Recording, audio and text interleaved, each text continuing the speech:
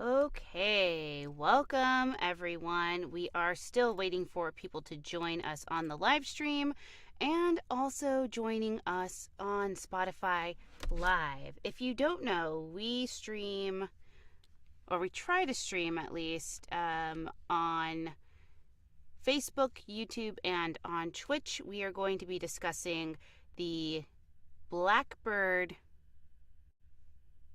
Apple TV Plus original tonight. So we're still waiting for some friends to join us. Hello, everyone. Welcome, welcome, welcome. As people are joining the chat, nice to see you. Hello. Always happy to do one of these live shows with you. Hey, Energized Show, aka Ross. We're doing Blackbird tonight. Let me update the room name so we know.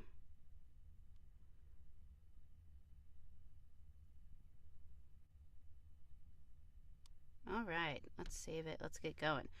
All right, friends, let's get started because we don't have a lot of time tonight. We do, but tonight we are going to be discussing the Blackbird series that is on Apple TV. Not really the series itself, but we are going to be discussing the Larry Hall case that inspired the Blackbird series that's on Apple TV Plus.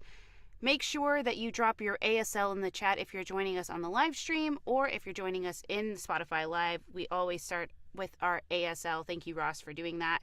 We are going to go through this tonight, so I'm very, very excited.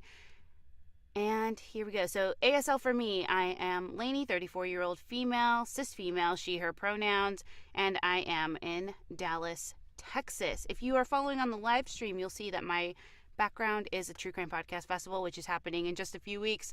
I am so very excited. All right, so let's talk about Larry Dwayne Hall.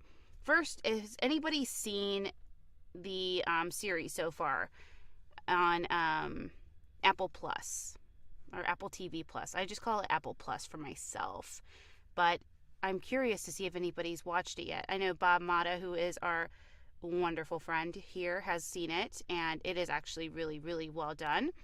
The actor who plays Larry Hall, I forgot his name already, but he is phenomenal in displaying who Larry is. Okay, so let's talk a little bit about Larry. So he is actually a twin. What we find out in the series, and also what's true for Larry in real life, is that he has a twin brother named Gary, and they're born to Robert and his wife, Robert Hall and his wife, in Wabash, Indiana. Now, they actually live on a cemetery. It's called Falls Cemetery, and their dad at an early age started having them dig graves before child labor laws were a thing, apparently. It's such a good series. I didn't know what to expect. I wasn't sure if I would actually like it, but it is something that you should definitely watch and consider watching if you are a subscriber to Apple TV Plus.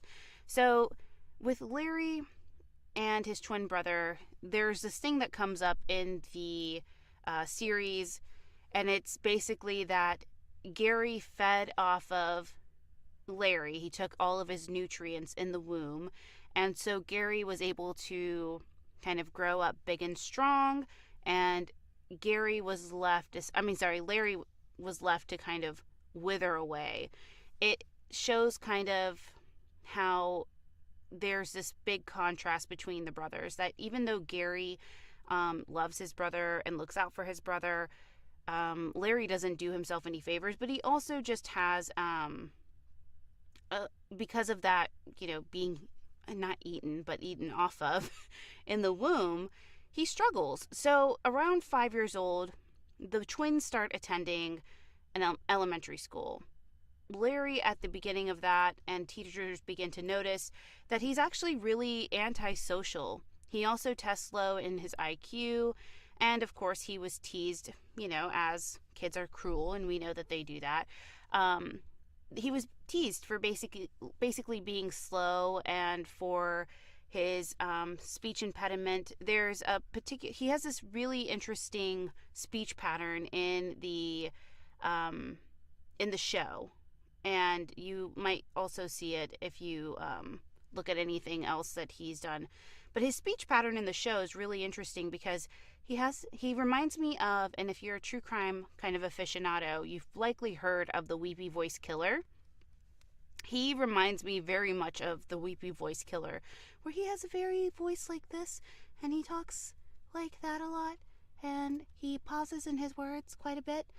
It's very, very creepy because what Larry's accused of doing in the series and in real life is targeting underage girls, because for the majority of his life he felt like he was invisible, that people were looking through him. He wet the bed, he had the speech impediment, he was also slow, so he spent a lot of time kind of building this in-depth anger, like this inside anger, over all the teasing and basically what he considered to be the unfairness in his life.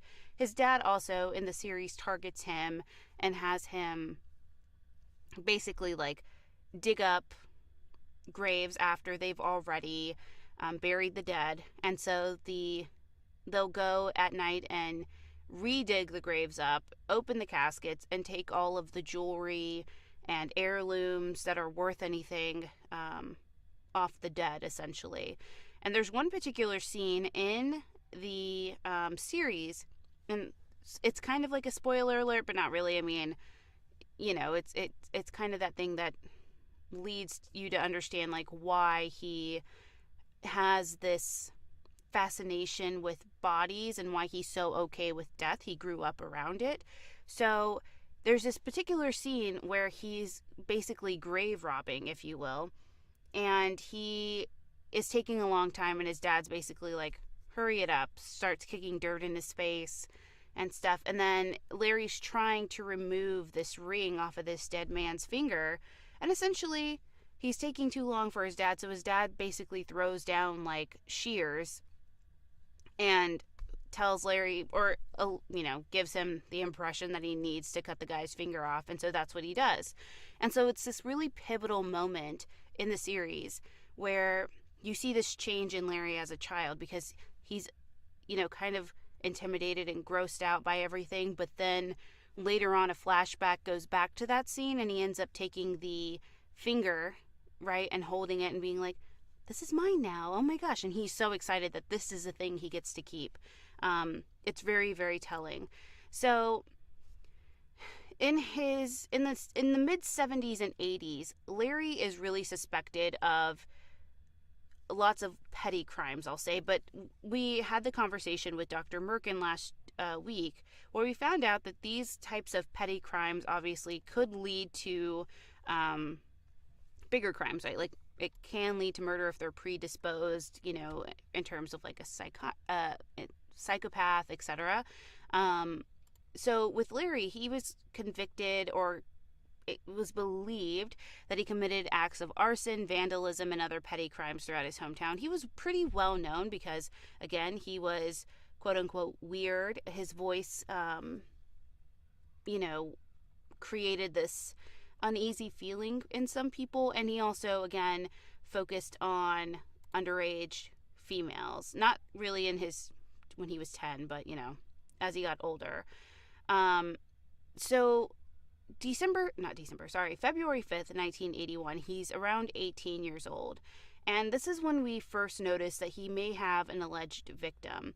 It's Dean Marie Pyle Peters, who was 14, who disappeared from Forest Hill Central Middle School in Grand Rapids, Michigan. Hall is believed to be the abductor in that case.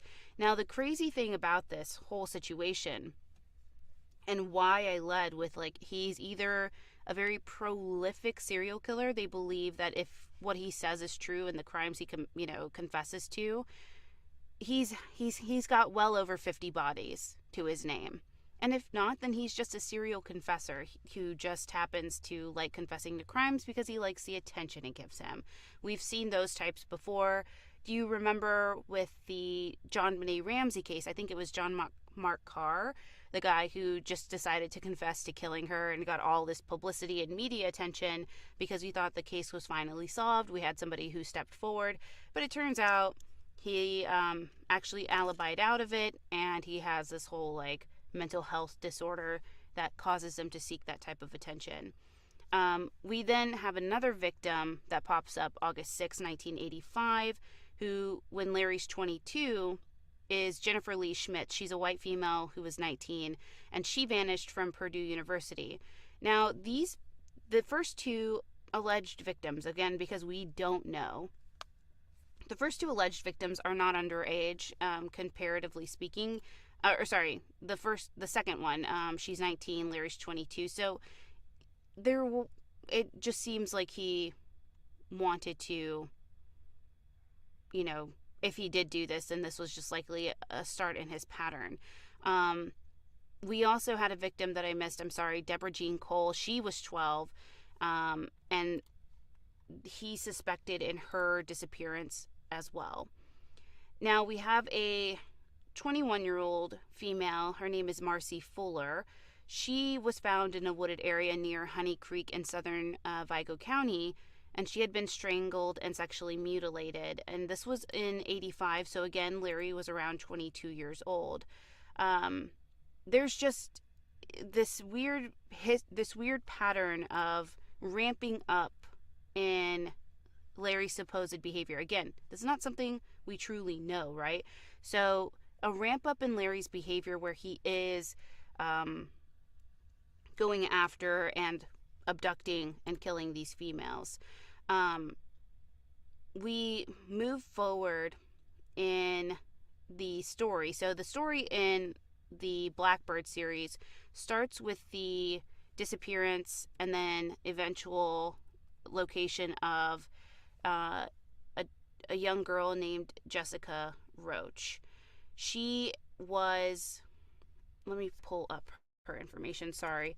So Jessica Roach is the person who starts off the series, if you will. And she is a young girl around 15 years of age. And her body is found kind of in a cornfield. And the reason that he gets pegged for Jessica's is because a witness had seen a guy kind of driving around in a van who had approached two other teenage girls and asked them to show him their boobies. Like, literally, that's what the line is in the series. So we have this parallel storyline going on. We have Larry Hall, who is, this periphery character at first, and we have Taron Egerton's character. And also, can I say that Taron is like ripped in this series? He's playing the gentleman named, I don't remember. Hold on, let me pull it out because I always forget this guy's name. He also who does that guy remind me of? I'm trying to think. Jimmy Keene. So he plays the character and a real life person named Jimmy Keene. And Jimmy Keene is this all-American football star from his hometown, and he, is living large. He ends up finding himself in the life of crime by dealing like narcotics, and then he ends up getting arrested in a sting and is basically told like, hey, if you take this deal, which Bob, you can talk to me about this because it feels like a little weird. So he ends up being offered a plea deal, and he's under the impression that it's going to be 5 years, but he'll get parole after 4 years. But because he was charged with not only the drug possession, but also he had a ton of like firearms, they were like, the firearms issue might be a thing, but he had believed he was agreeing to just the 5 years essentially. So when he ends up going before the judge and doing his plea, he finds out that he's actually being sentenced to 10 years, and he is pissed about it. Like, he's like, I can't believe it, you lied to me. Which I'm like, I feel like plea deals I don't know, Bob. What do you think? I mean, you tell me. Obviously, I thought when pleas are agreed upon, there wouldn't be anything else, and the judge would kind of stick to it. But does that kind of make it moot? Feel free. Yeah, come up here, Bob. You're muted, so unmute yourself when you come on. Someday I'll figure out Spotify Live. What's up, Laney? Hey. Hey, yeah, typically what happens with a plea deal is that it's a deal between the state and or the government. And when you're talking about the feds, they just call them the government. If it's like a state's attorney's office, they refer to them as the state. Like typically, like we negotiate those with the state or the government prior to actually entering the plea. So there's an understanding that the judge does not have to accept whatever plea deal. So it doesn't mean that the state screwed him. They went at him. That was what they recommended the judge do for sentencing, and the judge just did whatever he wanted to do. So yeah, it sucked for him, but it's not unusual. I mean, I've had clients where the same thing has happened, where the judge actually didn't accept the plea agreement and sentenced him for more years than we had bargained for. So it can happen. Typically, it does not. I think the fact that Jimmy Keen's father happened to be a cop may have played into it. It seemed like there was some politics going on with it. Yeah. Because like when you were talking about it, like that whole deal was strange how they came. It was very unusual. Like a lot of times they'll stick cops in jail cells as informants, with people that they're trying to get to confess. Right. For the exact same thing that's going on in the show, but this is a much more in-depth relationship that he needs to create with this guy in order to try to get, but I don't want to jump ahead. Yeah. But yeah, it's a very unusual deal that they work out with Jimmy Keen in order for them to basically vacate his entire 10 years that he got. So right. It's a huge carrot. Yes. So I'll Thank you. Thank you for saying that. So before, what Bob was basically alluding to is that, so because he gets this 10-year sentence, he's obviously very upset about that. But Jimmy and Taryn plays a really, really like spot on guy of being exceptionally charming. He has a way of talking to people that makes people want to, open up to him, etc. Like he has this $1 million smile, if you will. So the FBI basically approaches him because Larry Hall has confessed to Jessica Roach's murder, and they believe that he's also responsible for another person's murder, and he has basically alluded to that too. Now, they want Jimmy to go to the psychiatric prison, essentially, where Larry's being held, befriend him, and get him to share where the location of this other person's missing body is, or where their body is, yeah. And he at first is like, so what happens if I don't get the information? And they're like, well, then your 5 years is your 10 years is your 10 years, and that's it. So he struggles with it a little bit, of course, in the series, but he ends up taking the deal and goes to the prison. Now, if you're expecting Blackbird to touch upon like race relations or the different like hierarchies that happen in any prison system, the show doesn't do that. It really, really focuses on Jimmy Keen's potential relationship with Larry and kind of their dynamic. So that's where we're at on the stream right now, or the episodes, because the series isn't complete yet, but it is actually I think maybe 4 or 5 episodes are done right now, so you have a lot to like catch up on and everything like that. So the reason we have this timeline of potential victims is because these are all people Larry has confessed to kidnapping or killing. But the problem is he goes back and recants it. He will, just talk and talk and talk and talk all day. He took investigators up and down, little highways over there in Wisconsin. But nothing ever came to fruition, right? The only thing that really aligned was on Jessica Roach. Now, the the time frame that they're, or the countdown, I guess, that they're dealing with, and what kind of levels up the drama in the series, is Larry is up for appeal. They're going into like coerced confessions, etc. And so he's kind of at the first stage of his appeal where there's a consideration that, yes, we're probably going to have, an additional trial or go through and maybe vacate the whole sentence. So before that happens, they're really, really wanting Jimmy to get in there and befriend him. So you'll see the relationship build there. Of course, it's made for TV, so there are some dramatic liberties that are taken. Not everything is as it appears.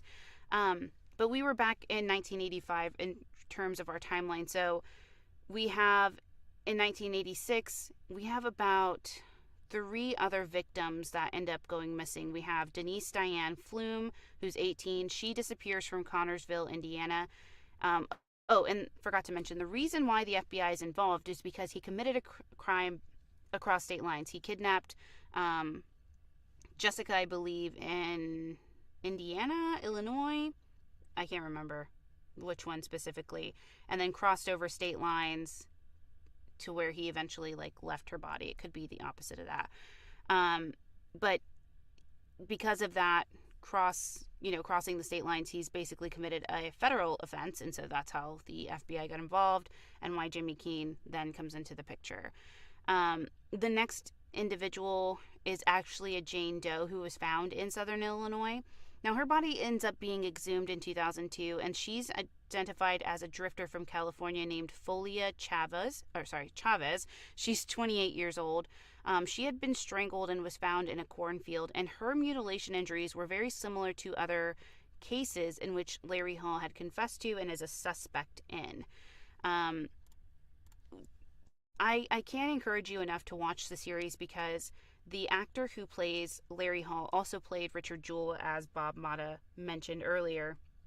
He does a fantastic job of just creeping you out, but he also has this really weird pause when he speaks. So it's as if he's imagining everything that happens, or he's able to relive those moments. So he'll, him and Jimmy will be having a conversation. He'll ask him questions about his sex life, or his sexual conquest and stuff. And Larry basically says that he's only been with women forcefully. And they've been young. So he's already kind of giving a little bit of, information to Jimmy. But, he's not really giving everything, or so far the identity of, or the location of the body. We also have another victim in 86 who shows up, Kimberly Ann Thompson, who's 25. She goes missing from Champaign. And again, because Larry has confessed to, but yet recanted his statement, he's considered a suspect in her case. Then he also takes another victim, allegedly, a little girl named Linda Weldy, who was 10 and disappeared, again from Illinois. So then in 1987, about a few months later, the fully clothed body of Linda Weldy is found in a remote area near her home. And so the coroner ends up telling police that she died from manual strangulation shortly after she was abducted. And they were never able really to solve the crime, so her crime is still considered unsolved. And she's also considered to be one of Larry's potential victims. I think everybody so far is on the same page that Larry is likely a serial rapist and murderer. I don't know that he's had that many, victims, up to 50. Is it possible? Sure. But I don't know that the number is that high. I would be safer to say that it's probably in tens of 20s, which is still not great. Nothing to oh my gosh, you only got 20 versus 50. But it is. I don't think based off of what I've seen so far and the research that I've been finding, I don't really think that he's as prolific as some people might think he is. Um, no problem, Whitney. Thanks for joining us. Also, drop your ASL in the chat. If you joined us late and have not dropped your ASL, you know we start our show that way. So he basically goes into his mid 20s, and one of the interesting things in how Larry is also pegged is because he is a Civil War reenactor. So if you happen to look up Larry Hall, you'll see that he has burnsides, as I learned they were called. They're not called sideburns, but they're called burnsides. And because he was a Civil War reenactor, he grew the burnsides because he often played a general in the reenactments. But he would also allegedly use the reenactments as an excuse to be in these towns, right? Like he always kind of had an alibi because it was, yeah, I'm going to this reenactment. This is where I'll be. So it makes sense why I'm here. It just also so happens that people go missing and end up dead where I go. So I don't know. For anybody who has seen the series yet, Bob, you can also come back on if you'd like to and kind of give your feedback on what you think about Larry so far in the series, and if you think what we're seeing is confessor or killer. If you. Hey, well, are you? Let me ask this: like, who in here plans on watching it? I saw some people don't have Apple. I saw some haven't seen it. Carly said she plans to watch it. I'm up to episode 5, and I think it's only a 6-episode run. Oh, okay, yeah. So, Lainey, are you current? yes, I'm current. Yes, I'm current. Okay, so I mean, at the end of 5 there, I think he pretty much answers the question. You know what I mean? Mm-hmm. So should you think I should get? It's a definite spoiler. Okay, spoiler alert. Go for it. Well, going into it, I think because there's this whole aspect of, and like Lainey was saying, if you're looking for like kind of the dynamics of prison and the interracial dynamics, it's not what this movie's about. It's barely even acknowledged that, you know, that's kind of part. There's one relationship in prison that Jimmy makes that I really don't even see the relevance of. I don't either. Like everything that goes on with the guards and that old Italian. Vincent the Chin Gigante. Have you? Exactly. Come on. Like they didn't really put that together for me ever. And I'm assuming they're not going to waste much time on it in the last episode either. But no. So yeah, I think ultimately it becomes pretty clear that he is a guy. You know, he's the guy. Mm-hmm. You know, because the whole thing was, we had 3 or 4 different jurisdictions because he would travel for the reenactments. So like he would go to different states where they were performing the reenactments, and disappeared girls kept showing up wherever he was. Mm-hmm. But they just didn't have a link because he was a janitor by trade. Mm-hmm. So his van was immaculate. So, but then he starts confessing. He starts saying, yeah, you know, I did it. And he would drive these cops around showing them what cornfields he thought it was. But none of the cornfields ever produced anything. Were the correct ones. Right. Like he would bring them on these kind of wild goose chases. Yeah. Oh, and we find out something kind of confusing and very interesting, I would say, and maybe if it's true, right, a failure on the PD side, which is that he had actually been pegged as a potential suspect in a different murder, and he had, you know, evidence in his van that basically alluded to him being the guy, and he was able to convince them. He was like, by confessing essentially that he wasn't the guy, even though he was like, yeah, I totally didn't. They were like, oh my gosh, you're just crazy, get out of here, you crazy kid. Right. That was so weird, but so like 70s. Yeah, very small town. It was like it seems like it was really par for the course for like late 70s cop work that, you know, really, really sloppy. Yes. So, you know, but Greg Kinnear's character is not sloppy, nor is that the female Fed that kind of partners up with him. They're both pretty adamant. And if you guys don't know the plot, like the entire plot, and I kind of alluded to it earlier, is that Jimmy Keene is sent in to befriend Larry Hall in order to get him to actually give details of where Trisha Reitler's his body. body is. Mm-hmm. So,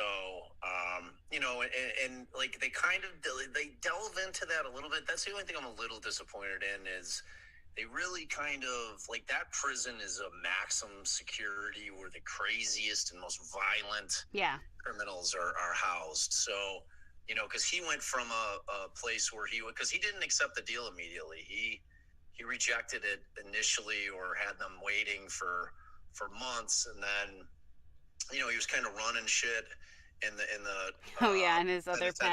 Yeah. He was in. Yeah, because I mean, he was doing what he did on the outside. He was being a hustler. He networked. He did what he did. So it was very different, and they were sending him where, basically people that should be in mental hospitals are actually just put in prison. It's kind of that whole, I don't want to get what's wrong that, with our prison system. Like, the mentally ill, the highly mentally ill should definitely not be in prison, but they continue to stick them in there. So the threat of Jimmy, who's merely a drug dealer, and I say that, because he's not a murderer or rapist, he's not a violent criminal. He's just a dealer that did pretty well for himself, is going in there, and the risk of death is high, as it always is in prison in general, and he's a really good looking guy and all that other shit. So, but the feds believed because of his charismatic nature that he was going to be able to get this confession himself with Larry Hall because of the fact that Larry idolized his brother, Gary, the one who ate all his nutrients. His nutrients in the womb, like was his hero. Like, and he always looked up to him, and he was really his rock in his life more than anybody else. And they thought that Jimmy Keene could fill that void and basically be that guy to him, which ultimately he does, but there's always these flashes where Larry seems like he's getting very suspicious. Yeah. And he'll come at him, but and he also reminds me a little bit of BTK, because BTK was the type of killer, once he was caught, he felt like he was very in tune with the police force and was like, yes, I have this relationship with them, and felt like he was one of them. So one of the concerns, obviously, from the show and the FBI agent, the female FBI agent, is that Larry will sniff you out as soon if you give any indication. If you go at him too soon or too early or too hard, he'll sniff you out. And it's so interesting to see, because when he's initially brought in to, as a suspect, everybody's like, oh my gosh, Larry's harmless. He doesn't do anything. And I think that's exactly what makes him so dangerous, is that there's people even in law enforcement that see this person and are like, this guy? Are you kidding me? He wouldn't harm a fly. Like, he's all talk. He just does this. He does it for attention. And he really does come off like that. And it's yes. like you're saying is like affect, and he's just got like a high pitch. He talks like this. Yes. Hey, what's going on? It's super and weird. Like, yes, and his pausing is strange. Killing that role, though.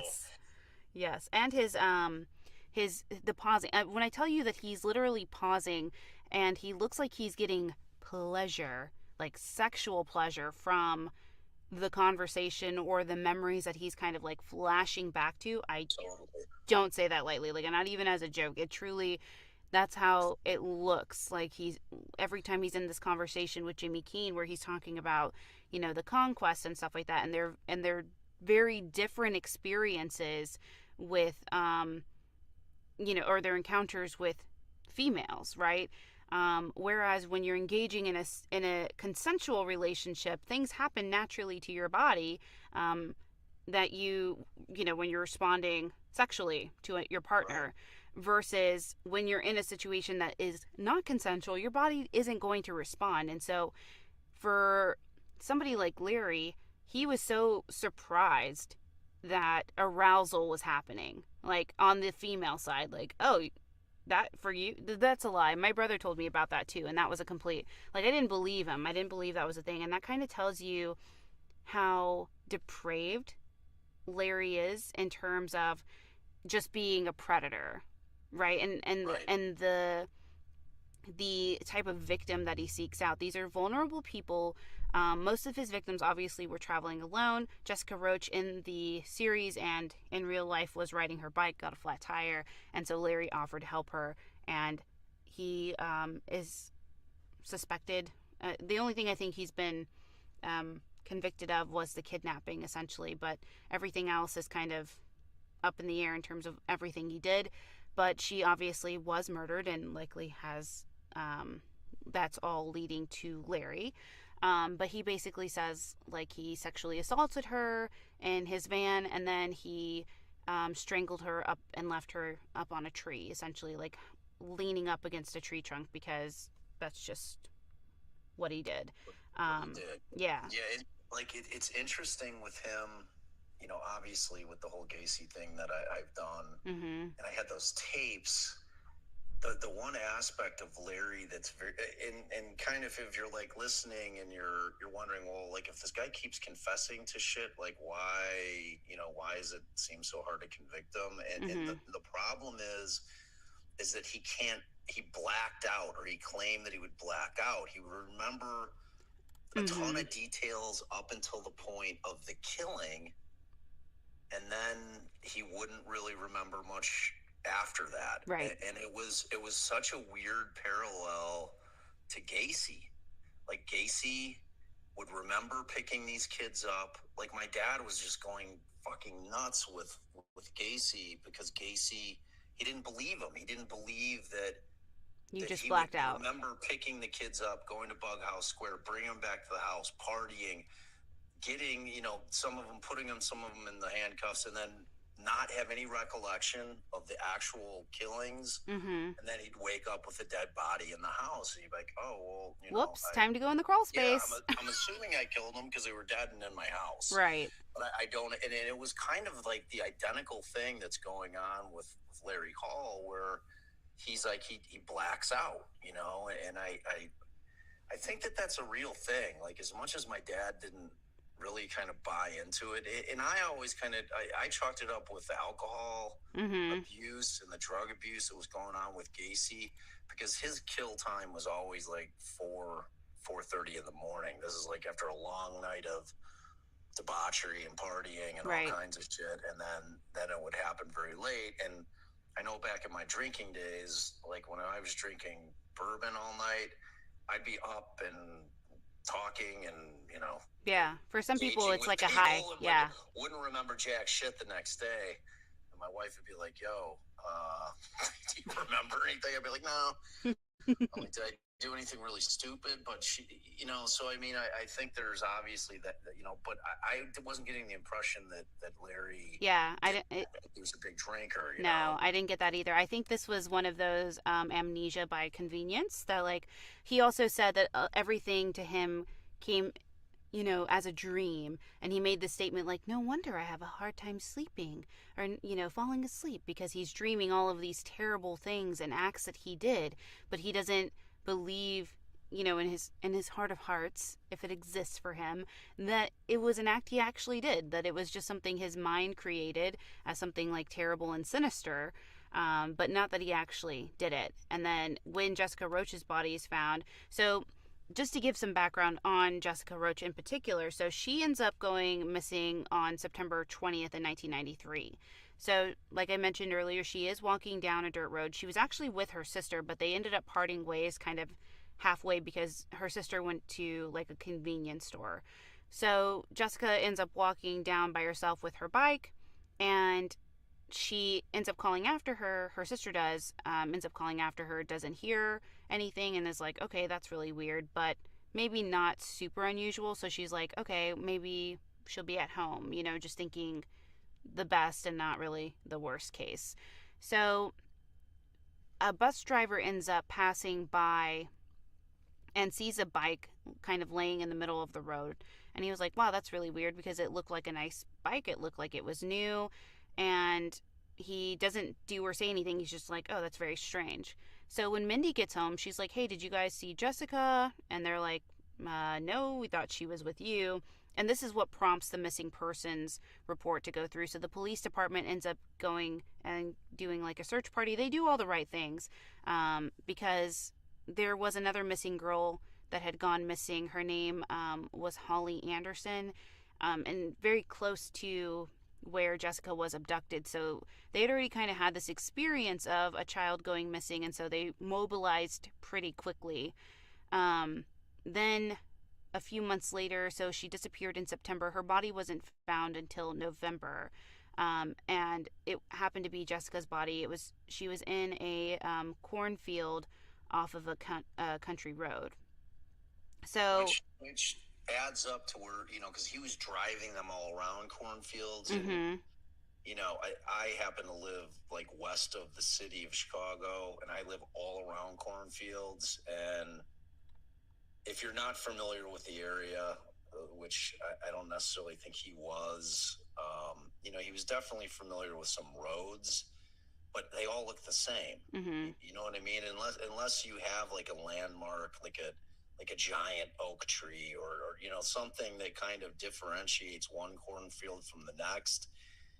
I mean, I could see how he would be confused as to exactly, we're not talking about Israel Keys here, where he like has kill kits all over the country, and like knows exactly where they are. I think he would happen upon girls as a predator, not necessarily planning them out. Right. And so it wasn't necessarily, and you have to imagine when you're in the throes of that kind of criminal activity as the criminal, mm-hmm. your mind has to be going a million different ways. Oh yeah, the adrenaline, all of that. All of it, and then at some point, fearing detection and like, oh my God, know mm-hmm. what I mean? So there's so much shit going on in their minds that, if he's doing this where he's on the move and kind of a moving target, I could see how he would, be forgetful as to exact locations. But one thing I did want to say, and Lainey, I know that you're super victim centric, and I think that most of our crew is. Mm-hmm. I think what they did in like the 4th and 5th episodes with respect to Jessica Roach was like fucking beautiful. Yes. Like, it was, every true crime drama should do that. Mm-hmm. Like I was like crying. No, it was really beautiful, honestly. It was beautiful. Yeah. It was like, God, it was like, that's what they should always do with victims. And it was kind of like, I thought it was really, really well done, and it was really kind of the first time in a long time, I think. Like in a scripted type movie like this, where they did something like that. Yeah.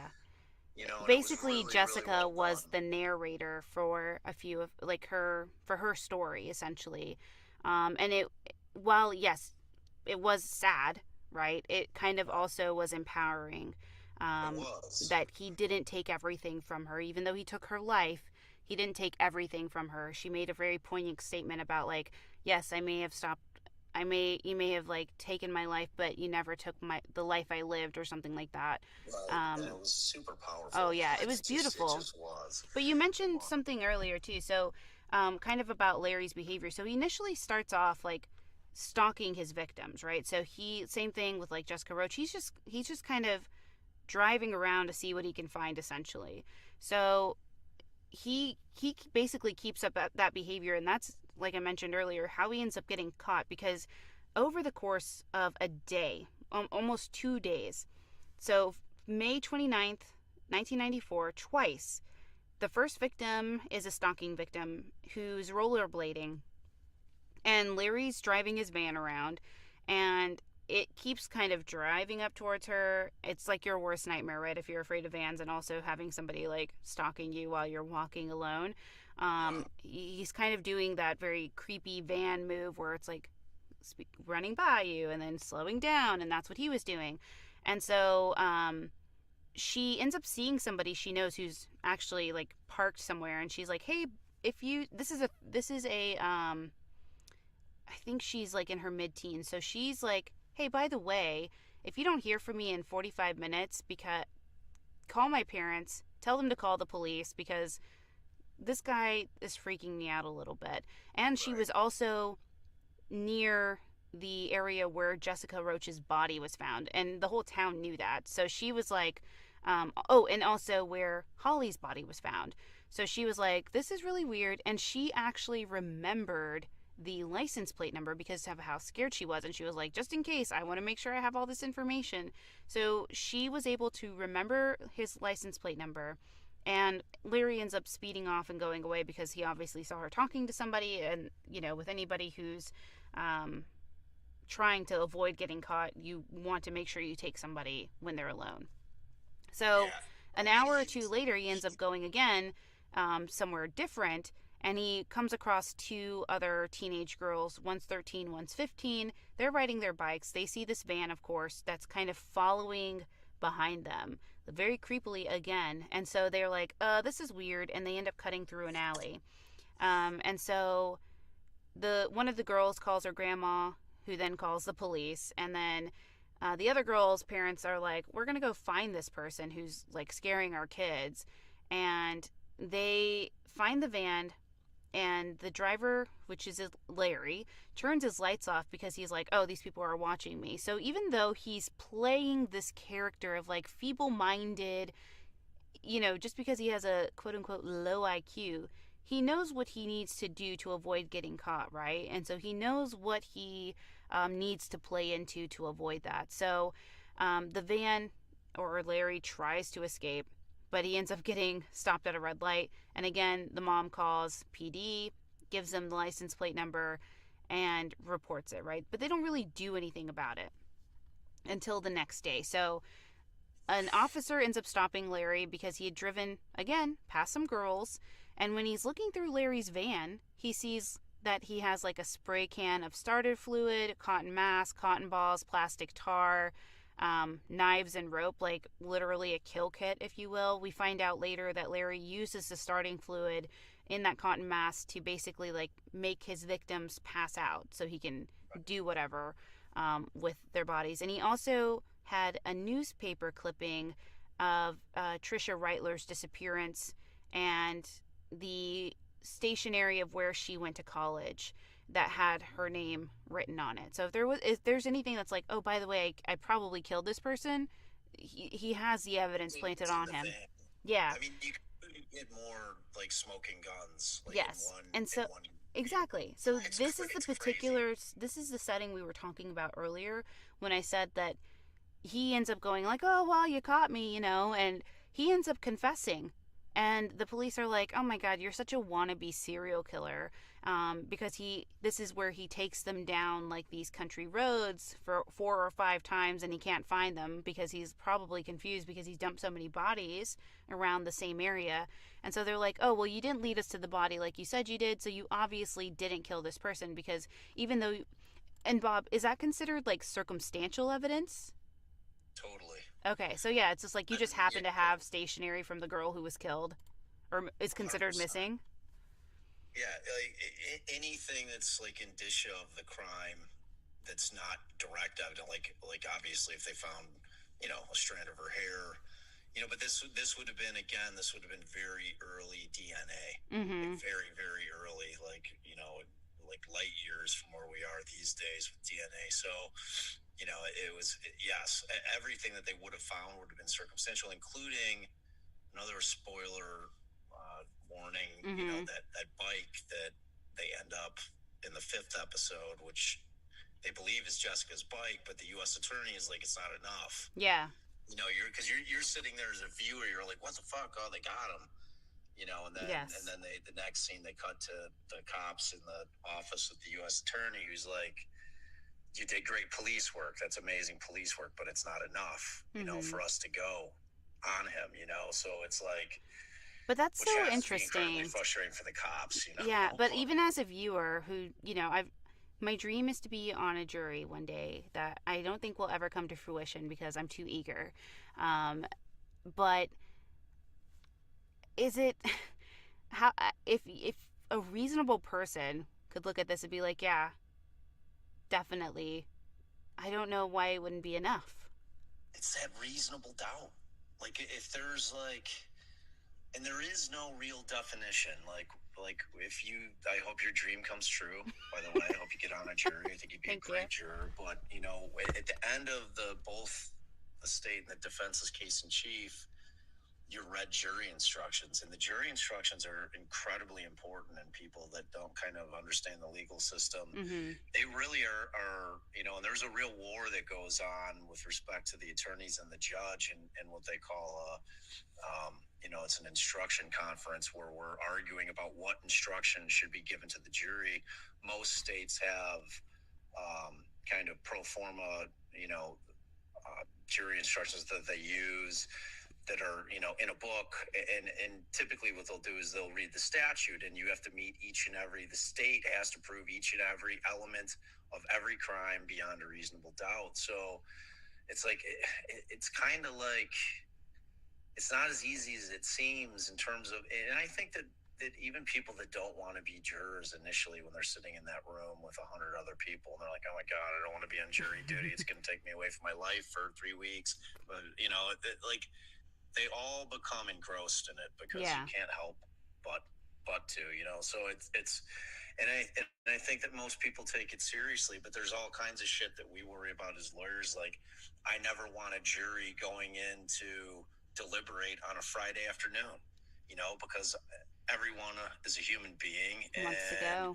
people are like, I don't want to fucking do this on the weekend. Right. Like, let's rush through it. Let's I'm going to rush to judgment here just because I don't want to have this carry through the weekend and have to come back here on Monday. So it's like that kind of shit just is real, and it's just always something that we question potential jurors about during voir dire, when we get to kind of ask them questions, trying to pick their brains a little bit to see if they're somebody that we'd want on the jury or not, and that's always something that's part of it. And also, like if you're Lainey, you if I were selecting you, like, and I say this honestly, but obviously I know your personality, but like you would be somebody who would end up being a foreperson on the jury. Oh, for sure. I would make sure I got that position. Like, I have no doubt that you would be, and like I would get that vibe from you and voir dire when I was questioning you, just because like I get to ask specific jurors specific questions, and I would get that vibe from you like immediately that you were gonna, because I'd say like 8 out of 10 times I pick who the Foreperson is. The foreperson's going to be, because you don't know until they come out and read the verdict, and right. The foreperson stands up.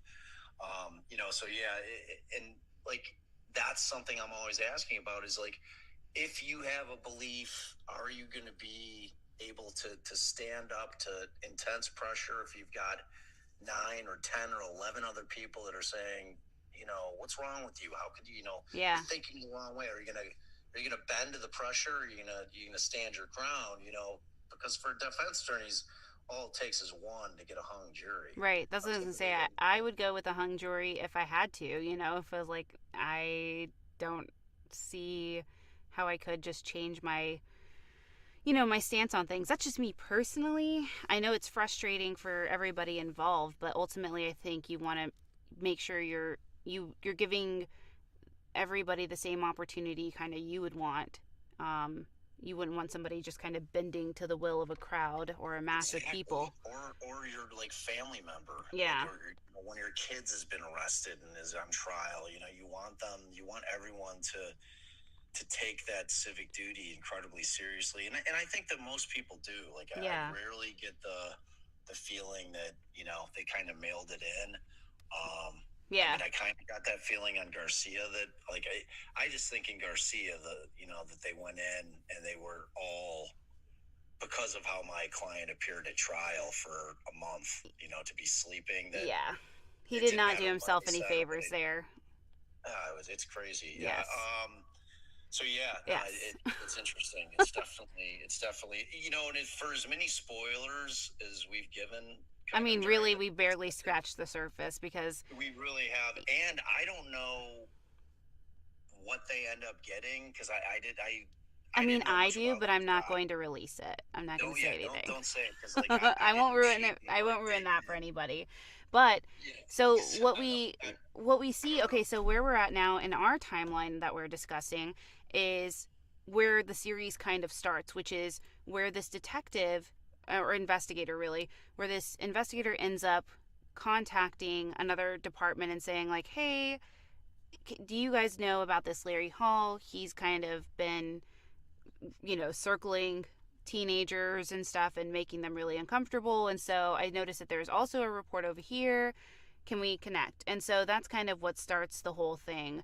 And it honestly, like, Larry goes on for basically about a year before he's even arrested. Like, it's almost, it seems shorter in the series, but it's really going almost a year. So he ends up getting arrested and charged with a count of kidnapping for Jessica Roach. And they said the charge was one count of kidnapping for the purposes of sexual gratification. And that happens at the end of 1994. So 1995 rolls around and he ends up meeting with different clinical psychologists and neuropsychologists to see, what his IQ score is and to see if he has any personality characteristics that would lend him to being a murderer. If you followed the Amber Heard and Johnny Depp case, the defamation trial, you heard about the MMPI probably more times than you ever wanted to, and this is also what happened here in Larry's case. He ends up being found guilty of kidnapping Jessica Roach in 1995, and he is sentenced to life in prison without the possibility of parole. So it's not until around 1998 that we have the Jimmy Keene stepping in, right? It's been several years since he's been convicted, and then he's also going for this appeal in the series and stuff. So Jimmy Keene really doesn't enter the picture until years later. And that's where, around 1998, where Keene reports that Larry did confess to him about killing Trisha Reitler, and he told Jimmy essentially, and I think this is in the latest episode, he doesn't go into too much detail, but what Jimmy Keene reports in his book, and highly recommend reading that book, it's kind of interesting, that he took Trisha to his home and he left her bound in the back of his van while he was like, I wonder what I should do with her. And he said, I drove her to this wilderness area. He couldn't remember exactly where, but he ends up murdering her there and buries her. So he ends up going to the appeals court. It's the United States 7th Circuit Court of Appeals, saying basically that he didn't receive a fair trial. He also talks about the coerced confessions, because pretty much immediately after he confesses the first time, he's like, never was there, couldn't have been there. And also the investigator who was questioning me made me feel really scared, and so I felt like I had to confess. I border on not understanding and also understanding coerced confessions, but that is a story for a different time. Larry is still in prison. I think he's not in the Missouri prison anymore. I think he is, I forgot where he's at now, but he's in a different high security prison now. But he's done a couple of press interviews where he's, gone back and forth and requesting and stuff. But you guys, I actually have to end on time because right after this, I'm going to be joining Corinne from Two Girls, One Ghost for their campfire story. So if you're into the spookiness, feel free to join us over there. I want to give us enough time to get over to that room and get ready. So I appreciate you as always. Bob is actually going to be on with us again to do the part 2 of the Stephen Avery case on the 16th. So not next week. There won't be a True Crime Convos next week because I will be doing an event. But on the 16th, we'll have Bob back on to do the Stephen Avery part 2 and to go into all things defense life. And of course, Bob, I always love having you on. So thank you for joining us tonight.